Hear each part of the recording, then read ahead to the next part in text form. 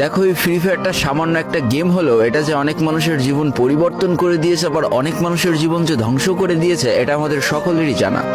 তবে সামান্য এই গেমটা যে গোটা একটা পরিবারকে আবার নতুন করে জীবন দান করবে, এটা আসলে সকলের অজানা ছিল। হ্যাঁ বন্ধুরা, আজকের গল্পটি এমনই একটা পরিবারকে নিয়ে যারা এই ফ্রি ফায়ার গেমটাকে একেবারেই সহ্য করতে পারতো না, বরং তাদের সন্তান যখন এই গেমটা খেলতো তারা আরো উল্টো বকাবকি করতো। আর ভাগ্যের কি অপূর্ব লীলা খেলা, তখন সেই গেমটা আজকে গোটা পরিবারটাকে বাঁচিয়ে রেখেছে। আর এখন তার বাবা মাও উৎসাহ দেয় তাদের সন্তানকে যে ফ্রি ফায়ার খেলো। এজন্যই চলো জেনে আসি আসলে কি এমন ঘটেছিল ওই পরিবারটার সাথে। তো বেশি ব্যাকপ্যাক না করে ছোট্ট একটা ইন্ট্রো দিয়ে আজকের ভিডিও শুরু করা যায়। তো আজকের গল্পটা শুরু হতে চলেছে ছোট্ট একটা গ্রামের ছোট্ট একটা পরিবারকে নিয়ে। বাবা মা এবং তাদের দুই সন্তান অর্থাৎ দুই ভাই, ছোট্ট একটা পরিবার, খুব সুন্দরভাবে তাদের জীবনযাত্রা চলে যাচ্ছিল। বড় ভাই একটা কোম্পানিতে লেবারের চাকরি করে, বাবা কৃষি কাজ করে, আর তাদের ছোট সন্তান অর্থাৎ ছোট ছেলে কিন্তু ক্লাস 8-এ পড়াশোনা করে। দারিদ্রতার বেড়াজালে আটকে পড়া পরিবারকে সাপোর্ট দেওয়ার জন্য তাদের বড় ভাইকে খুব অল্প বয়সে কাজে চলে যেতে হয়েছে। এই জন্য বড় ভাইয়ের পড়াশোনাটা ঠিকমতো হয়ে ওঠেনি। তবে বাবা মার একটাই স্বপ্ন ছিল যে তাদের ছোট সন্তান অর্থাৎ ছোট ছেলে যাতে উচ্চশিক্ষায় শিক্ষিত হয়। এই জন্য বাবা কৃষিকাজ করলেও সারাদিন মাঠে তুমুল কষ্ট করে এসে বাসায় যখন এসে দেখতো তাদের ছোট সন্তান পড়াশোনা করতেছে, সমস্ত কষ্ট এক চান্সে দূর হয়ে যেত। আর তাদের ছোট সন্তান পরিবারের অভাব দেখতে দেখতে বড় হচ্ছে, তো তাই সে একটা সময় ঠিক করেই ফেলে যে তাকে অনেক বড় হতে হবে, লেখাপড়া করে অনেক বড় মানুষের মতো মানুষ হতে হবে। আর ঠিক এমনটাই হতে থাকে। তাদের ছোট ছেলে খুব ভালো রেজাল্টও করতে থাকে, প্রত্যেক ক্লাসে টপ হতেও থাকে। তবে তার একটা বদ অভ্যাস ছিল, সেটা হচ্ছে ফ্রি ফায়ার গেম খেলা। করোনা চলার সময় যখন তার স্কুল বন্ধ হয়ে যায়, তখন তার বাবা এবং বড় ভাইয়ের জমানো কিছু টাকা দিয়ে তাকে একটা ফোন কিনে দেওয়া হয় অনলাইনে ক্লাস করার জন্য।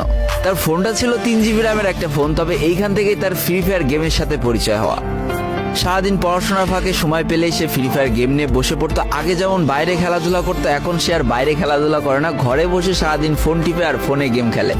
এদিকে তার বাবা মা যখন ফ্রি ফায়ার গেম খেলা দেখতো তখন প্রচন্ড পরিমাণ রেগে যেত, এমনকি মারধর পর্যন্ত করতো যে তুই এই গেম খেলা বাদ দিয়ে দে।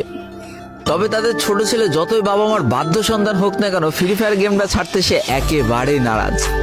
প্রথম দিকে পড়াশোনার ফাঁকে ফাঁকে গেম খেললো, যখন তার বাবা মা তাকে বকা শুরু করে তখন সে রাতের অন্ধকারে গেম খেলা শুরু করে।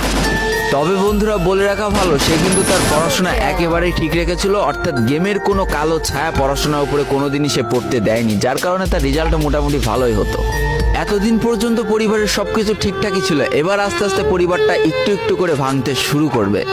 পরিবারের সকলের সম্মতিতে পরিবারের বড় ছেলের সাথে পাশের গ্রামের একটা মেয়ের বিবাহ সম্পন্ন করা হয়। আর যেন বিবাহের কয়েক মাস যেতে না যেতে বড় ভাইয়ের পরিবর্তন লক্ষ্য করতে শুরু করা যায়। এতদিন ছোট ভাইয়ের পড়াশোনা খরচ বড় ভাই আর বাবা মিলে চালিয়ে আসলো, এখন আর বড় ভাই কিন্তু ছোট ভাইয়ের পড়াশোনা খরচ দিতে রাজি হয় না। তবে তাতেও খুব একটা খারাপ হয় না, কারণ তাদের বাবা এখনো শক্তভাবে তাদের পরিবারটাকে ধরে রেখেছে, অর্থাৎ বাবা কিন্তু কৃষি কাজ করে তাদের পরিবারটা খুব সুন্দরভাবে চালিয়ে নিচ্ছিল। তবে বলে রাখা ভালো, হাতের 5টা আঙুল যেমন এক হয় না, পরিবারের প্রত্যেকটা সন্তানের মন মানসিকতাও কিন্তু এক হয় না। কিছুদিন পর বড় ভাই পুরোপুরি আলাদা হয়ে যায়, তার বউকে নিয়ে নতুন করে সংসার তৈরি করে।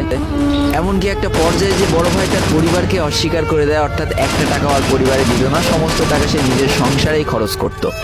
4 জনের পরিবারটা ভেঙে যে এখন 3 জনের পরিবার হয়ে গেল, বাবা মা আর তাদের ছোট সন্তান। এখন পুরো পরিবারের দায়িত্বটা বাবার উপরে পড়ায়, দিনরাত 24টা ঘন্টা হাড় ভাঙা খাটুনি করা শুরু করে দেয় তাদের বৃদ্ধ বাবা। এদিকে তাদের ছোট সন্তান সবটা কাছ থেকে দেখে অনেক কষ্ট পেত, তারপরেও তার করার কিছুই ছিল না, তাকে পড়াশোনাটা চালিয়ে যেতেই হবে, কারণ বাবা মার একমাত্র স্বপ্ন তাকে পড়াশোনা করে মানুষের মতো মানুষ হতে হবে। এদিকে বলে রাখা ভালো, পড়াশোনার পাশাপাশি কিন্তু সে ফ্রি ফায়ার গেমটা অনেক ভালো মতো খেলা শিখে গিয়েছিল। তার 3 GB র্যামের ফোন একটু ল্যাগ দিলেও মোটামুটি ভালোই খেলা যেত স্মুথ গ্রাফিক্সে। এমনকি সে আস্তে আস্তে টুর্নামেন্ট খেলা শুরু করে, আর এখান থেকে যে টাকায় পেতো 50 টাকা 100 টাকা 200 টাকা যা পেতো সেই টাকাতে তার পরীক্ষার বই খাতা কিনতো, যাতে তার বাবার একটু কম পরিশ্রম করা লাগে, কম খাটনি করা লাগে। হাই রে, পরিবারের বড় ছেলে পরিবার থেকে আলাদা হয়ে গেল, আর ছোট ছেলে চিন্তা করছে বাবার কিভাবে কষ্ট কম করা লাগবে। এরই মাঝে সে একদিন চিন্তা করে সে তো টুর্নামেন্টে অনেক ভালো পারফরমেন্স করছে, তাহলে তার একটা ইউটিউব চ্যানেল খোলা, অন্তত টুর্নামেন্টের ম্যাচগুলো ইউটিউবে ছাড়লো, যদি কপালে ভালো কিছু লেখা থাকে। এমন একদিন তার একটা টুর্নামেন্ট চলছিল, সে বারান্দায় বসে বসে টুর্নামেন্টটা খেলছিল, আর ঠিক সেই সময় তার বাবা হাড় ভাঙা খাটুনি করে মাঠ থেকে কেবলই বাসায় ঢুকছিল। এমন সময় তার ছেলের পড়াশোনা বাদ দিয়ে গেম খেলা দেখে বাবা প্রচন্ড পরিমাণ রেগে যায়, আর ফোনটা ধরে একটা আছাড় মেরে দেয়, যার কারণে তার ডিসপ্লেটা ফেটে যায়। সেদিন সে ভাঙা ফোনটা আঁকড়ে ধরে অঝরে কেঁদেছিল, তার সমস্ত স্বপ্ন যেন এক নিমিষেই শেষ হয়ে গিয়েছিল। তারপরে সে স্কুলে যাওয়ার জন্য যে টাকা পেত সেই টাকাগুলো জমিয়ে জমে একটা সময় তার ফোনের ডিসপ্লেটা ঠিক করে, আর ডিসপ্লে ঠিক করতে 1500 টাকা লেগেছিল, আর সময় লেগেছিল প্রায় 4.5 মাস। আর এই 4.5 মাসে সেই ইউটিউব চ্যানেলের যে জিমেলটা ছিল সেই জিমেলটাও সে ভুলে যায়, অর্থাৎ তার ইউটিউব চ্যানেলটাও নষ্ট হয়ে যায়। কিন্তু পরিবারের ছোট সন্তানরা একটু ঘাটতারা হয়, কোনোভাবে কোনো কিছুতে হার মানতে রাজি হয় না, যেমন আমি। তাই সে আবারও ফ্রি ফায়ার খেলা শুরু করে, আবারও নতুন করে ইউটিউব চ্যানেল খোলা শুরু করে।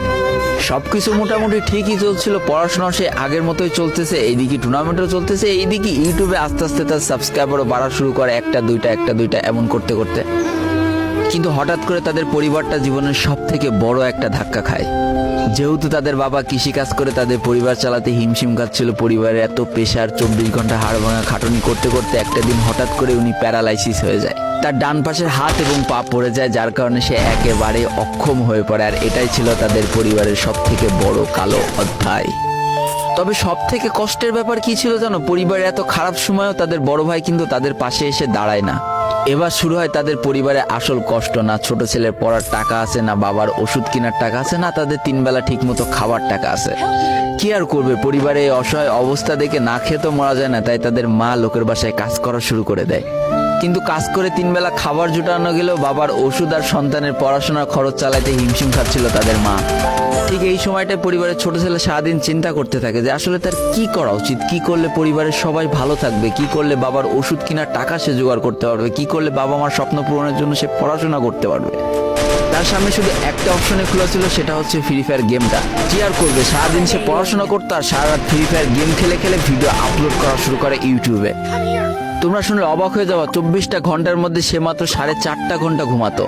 দিনের বেলা স্কুলে থাকতো, স্কুল থেকে এসে সে একটা চার দোকানে কাজ করতো, চার দোকান থেকে বাসায় এসে পড়াশোনা করতো, পড়াশোনার পরে রাত্রেবেলা ফ্রি ফায়ার গেম খেলে ভিডিও আপলোড করতো। সৃষ্টিকর্তা হয়তো তাদের কষ্টটা দেখেছিল, তাই তার বেশি দিন কষ্ট করা লাগেনি। 4.5 মাসের মাথায় তার একটা ভিডিও ভাইরাল হয়ে যায়। ব্যাস, লাইফের মোড়টা এইখান থেকে ঘুরে গিয়েছিল। তোমরা সকলে জানো একটা ভিডিও ভাইরাল হলে আসলে কি হয়। সব জায়গায় তার নাম ছড়িয়ে যায়, মানুষ আস্তে আস্তে তার ভিডিও দেখতে শুরু করে, তাকে পছন্দ করতে শুরু করে, তার গেম প্লে ভালো লাগতে শুরু করে। একটা সময় সে একটা ভালো প্লেয়ার হয়ে যায়। আর সে জীবনে প্রথম পেমেন্ট পেয়েছিল 12,500 টাকার, যেখান থেকে 7,000 টাকার তার বাবার জন্য ওষুধ কিনে দিয়েছিল, আর বাকি টাকাটা তার আম্মুর হাতে তুলে দিয়েছিল। তারপর থেকে তার মাসিক বেতন কখনো ওই 12,000 টাকার থেকে কমেনি, বাড়তে বাড়তে একটা সময় তার মাসিক বেতন দাঁড়ায় 1 লাখ টাকা, যেটা ছিল